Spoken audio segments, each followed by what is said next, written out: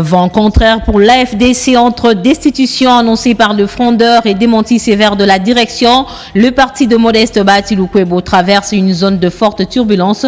Simple dissidence ou réelle scission, le point sur une situation politique explosive. L'RDC s'est imposée face au Bermudes en préparation pour la finale de barrage intercontinentaux du Mondial 2026. Les Léopards de la RDC ont maîtrisé la rencontre avec un score de 2-0 mercredi 25 mars au Mexique.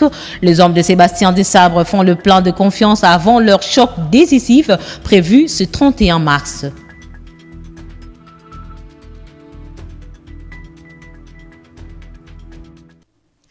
Nouveau journal sur SVTV, bienvenue à tous. Dans l'actualité, indignation et violation flagrante de l'éthique médicale. Une femme en poste-partum a été violemment tabassée par un médecin à l'hôpital général de référence de Kinkoli. Après une épisotomie, la suture aurait été réalisée sans anesthésie. Submergée par la douleur, la patiente s'est contractée, déclenchant la colère du praticien. Plusieurs voix se sont levées pour condamner cet acte inhumain. Également dans l'actualité, après les discours interpellateurs du chef de l'État Félix-Antoine Tshisekedi à une meilleure collaboration entre institutions provinciales, le chef de l'exécutif affiche un sentiment de responsabilité entre soutien renouvelé au président et plaidoyer pour une rétrocession régulière de fonds. Le gouvernement tente de sauver la gouvernance locale. Analyse et réaction avec Henri Mutombo, cadre de l'Union sacrée en direct de Bandundu. Ici à Bandundu, tout se déroule très bien, comme je l'avais dit la fois dernière, précédemment, que l'accueil était très bon et la population du Bandundu est très hospitalière et très accueillante. Et concernant les questions me posées, il faut retenir que les gouverneurs des provinces sont contents du discours interpellateur du président de la République, mais leur sentiment est tout à fait légitime parce qu'ils estiment que la caisse de péréquation, qui tarde à se mettre en place, handicape évidemment l'avancée des actions des programmes de gouvernance provinciale. Et donc, ils demandent à tout prix que la caisse de péréquation soit rapidement mise en place pour leur permettre de mettre en place évidemment, ou si vous voulez, de matérialiser la vision du président de la République dans les provinces. Les gouverneurs ont demandé également le respect sur la Constitution dans son volet de la rétrocession, parce que cette mesure qui tarde à s'appliquer est également un handicap. Donc, ils disent qu'ils ne peuvent pas courir étant sur les béquilles et ils demandent effectivement, que la rétrocession soit effective pour leur permettre de matérialiser, bien entendu, le programme de leur gouvernance et aussi, comme je l'ai dit tout à l'heure, la vision du président de la République au niveau des provinces. La prochaine étape, c'est l'évaluation de toutes les résolutions de la 12e conférence et aussi de cette conférence, 13e conférence évidemment. Ils sont plongés dans les thématiques liées à ce thème de la 13e session des conférences de gouverneurs, à savoir la transformation du secteur agricole, pastoral et halieutique, donc développement rural et connexion aux marchés urbains. Donc ils sont concentrés dans le décryptage évidemment de ce thématique parce qu'on voudrait que la revanche du sol soit véritablement vécue. Je l'ai dit en titre, une zone de turbulence s'écoule l'Alliance de forces démocratiques du Congo, AFDC. Mercredi 25 mars, un groupe de frondeurs a annoncé la destitution de Modeste Bahati Lukwebo, désignant Otto Baizi pour le succéder à la présidence du parti. Cette annonce intervient dans un contexte tendu, peu après le départ forcé de Lukwebo du poste de deuxième vice-président du Sénat. Dans un communiqué cinglant, l'AFDC qualifie cette déclaration de non-événement et réaffirme sa loyauté aux résolutions du dernier congrès, alors que l'ombre du bicéphalisme plane désormais sur cette formation politique. La direction maintient que l'autorité de Bahati Lukwebo reste intacte. Simple dissidence isolée ou réelle scission, l'opinion congolaise reste dans l'attente des clarifications. Alors que des longues files d'attente ont été observées depuis le début de la semaine dans plusieurs stations-service de la capitale, vous le savez, il n'y a pas de pénurie de carburant dans le pays, a précisé le ministre de l'économie nationale, Daniel Mukoko Samba, une déclaration qui vient rassurer l'ensemble de la population congolaise. Samedi, moi, tout le monde on a Kinshasa, carburant, les associés de carburant et zali. Moi, ma perturbation, qui est là, qui est longue à Matadi, et comme à Kinshasa, c'est pas Kabolango, dans la station Ndenge Zalaka. Tout ça, ma casse, pour moi, retard, on est à comblé. Pour tout le monde dans la situation où ils allaient que autant voilà 2-3 stations sans que au moins la station ils ont Mboka, Ndenge to vandi le lot. Ezala biso batoza na ouest, ezala batoza na sud, stock ya carburant ezali, gouvernement azosala nyonso po ba stock ya sikape et continuer koya po to koya na situation ya kozanga ba produits pétroliers. Na meboye baka que nyonso zokota na station zosomba carburant na 2440. Tango ozoma na ndako tala na télévision otala ndenge prix ya carburant ezomata au niveau international. Quand il s'agit d'un effort gouvernement pour maîtriser le prix à niveau pour continuer l'effort, si il y a moyen de changer les alliés, dans ma solo, pour expliquer au peuple pour changer pour carburant et zanga. Autre chose dans ce journal, après l'inauguration de la centrale hydroélectrique de Kakobola à Kwilu, le ministre des Ressources hydroélectriques Molinde Sakombi a procédé à l'inauguration d'une centrale solaire photovoltaïque à Bulungu dans la même province. C'est une nouvelle étape dans l'accès à l'électricité pour le bien de la population de cette partie du pays.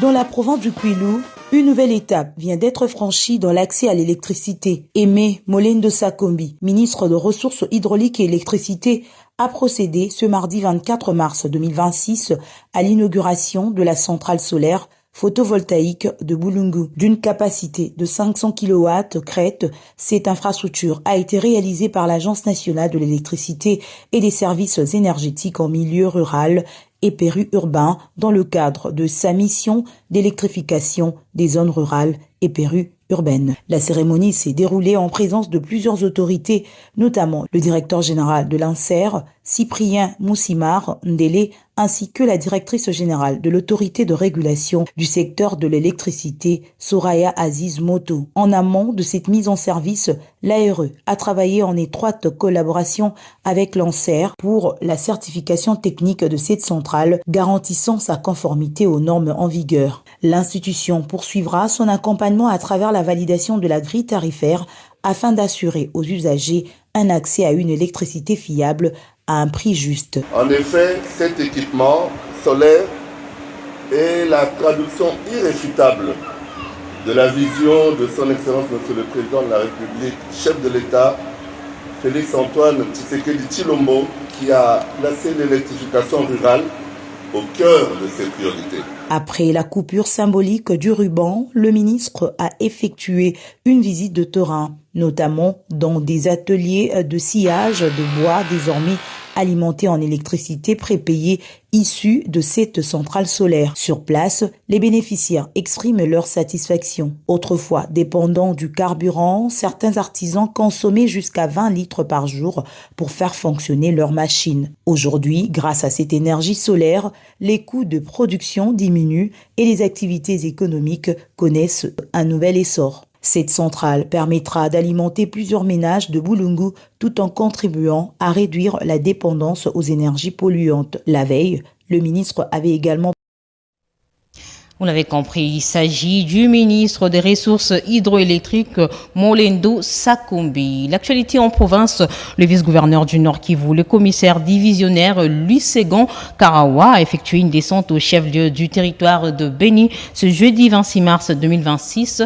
Après un briefing sur la situation générale avec les autorités locales, il s'est rendu à Tenambo pour lancer l'opération d'assistance aux déplacés de guerre. Descente ce 26 mars 2026 du vice-gouverneur du Nord Kivu au chef-lieu du territoire de Beni. D'abord les honneurs et les briefings sur la situation générale avec l'administrateur du territoire de Béni. Le commissaire divisionnaire, Louis Segon Karawa, vice-gouverneur du Nord Kivu, se rend ensuite à Tenambo. Il lance l'opération de remise de cash aux déplacés de guerre. 1000 personnes par jour pour une enveloppe d'au moins $700,000 en faveur de 40 194 personnes qui sont dans 728 ménages au site de Tenambo et de Mbao. Cette opération sur 6 mois vise à booster l'économie locale et lutter contre la malnutrition, dit le coordinateur zone Est du PAM. L'idée, c'est que pour beaucoup de communautés qui ont été déplacées, à travers cette assistance avec du cash, ça leur donne des moyens de se procurer la nourriture, mais d'accéder aussi à d'autres services, santé, éducation, maison, comme vous avez entendu tout à l'heure. L'autorité provinciale salue la résilience des déplacés et raffermit leur espoir. Donc, je tiens d'abord à saluer le courage de cette population meurtrie, mais ils sont là, à cause de leur résilience, ça nous donne aussi la force de continuer à travailler pour leur bien. Ces déplacés ont fui d'une part le M23 et de l'autre l'ADEF en provenance de Mambelenga, Idou, Otomabere, Beumanyama, Kanyabayonga et autres. Toujours en province, une délégation militaire du ministère de la Défense nationale séjourne à Bunia depuis mercredi 25 mars 2026. C'est éventuellement pour faire l'état des lieux des infrastructures militaires à travers la province. Le commandant des opérations et gouverneur militaire d'Elituri a échangé avec cette équipe. Suivez. Dans le but d'améliorer les conditions de travail de militaires de FARDC déployés en Ituri, une délégation du ministère de la Défense a été dépêchée dans cette province. Conduite par le général de brigade Moeko Nzanzo Julien, cette mission à forte portée sécuritaire vise à dresser un état des lieux des infrastructures militaires à travers toute la province. Ma présence ici s'explique par le fait que je suis envoyé en mission par le ministère de la Défense pour faire les états des lieux des infrastructures militaires qui sont dans la province du Pays, essentiellement, et une partie de la province du Pays, notamment le camp d'Oromo. La préparation de la construction du camp militaire de Diango figure également parmi les priorités majeures de cette mission stratégique. L'objectif visé, effectivement, c'est pour certains camps la réhabilitation de ce qui existe. Si réellement ça ne représente plus rien, c'est démolir et reconstruire.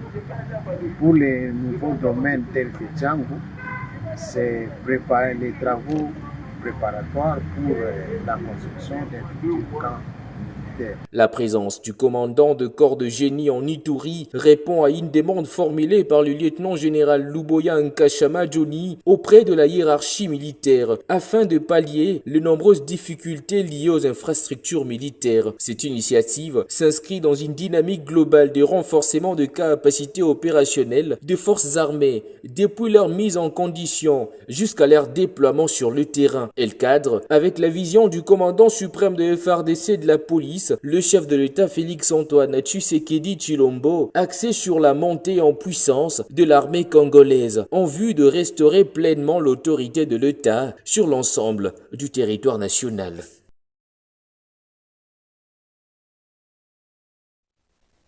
Tout à fait autre chose dans ce journal. Le chanteur et rappeur Gims Gandhi-Juna, de son vrai nom, a été interpellé et placé en garde à vue. Mercredi 25 mars 2026, l'artiste a été interpellé par le service national de douane judiciaire dès sa descente d'avion à l'aéroport aussi Charles de Gaulle. Cette mesure s'inscrit dans le cadre d'une enquête pour blanchiment en bande organisée diligentée par le parquet national anticriminalité organisée. Et selon les autorités, sa garde à vue a été prolongée ce jeudi 26 mars afin de poursuivre son audition devant le juge d'instruction. Parallèlement, le gouvernement congolais suit les dossiers de près et aurait officiellement pris contact avec les autorités françaises à ce sujet. Pour finir, en sport, porté par les réalisations des Fiston Mayele et Yohan Wissa, les léopards de la République démocratique du Congo se sont imposés 2-0 face aux Bermudes en match amical disputé mercredi 25 mars au Mexique. Une victoire rassurante pour les léopards à quelques jours d'un rendez-vous décisif prévu le 31 mars. Le détail avec David Nzolansima. Ce succès face aux Bermudaises, bien que face à un adversaire de niveau modeste, révèle une importance stratégique pour le léopard de la République démocratique du Congo. Il ne s'agit pas simplement d'une victoire, mais d'un test des grandeurs pour jauger la cohésion du groupe et autres arrangements mis en place par le staff technique. L'ouverture du score par Fiston Mayele Kalala illustre la capacité offensive des léopards à exploiter les espaces, tandis que le penalty transformé par Yohan Wissa confirme l'efficacité dans les moments clés. Ces deux actions traduisent une équipe en progression capable de concrétiser ses temps forts et d'aller encore plus loin. Au-delà du résultat, cette rencontre disputée au Mexique a également permis d'adapter les joueurs à un contexte international, notamment en termes de déplacement, des climats et surtout de pression. Autant de paramètres essentiels en vue du prochain match du 31 mars qui s'annonce plus relevé, que ce soit contre la Jamaïque ou la Nouvelle-Calédonie. En somme, la RDC envoie un signal positif, celui d'une sélection en construction, mais déterminée à montrer en puissance à l'approche des échéances importantes. Notons que les hommes de Sébastien Desabre vont devoir affronter le 31 mars 2026 le vainqueur du match entre la Nouvelle-Calédonie et le Jamaïque en marge de la qualification à la Coupe du Monde 2026.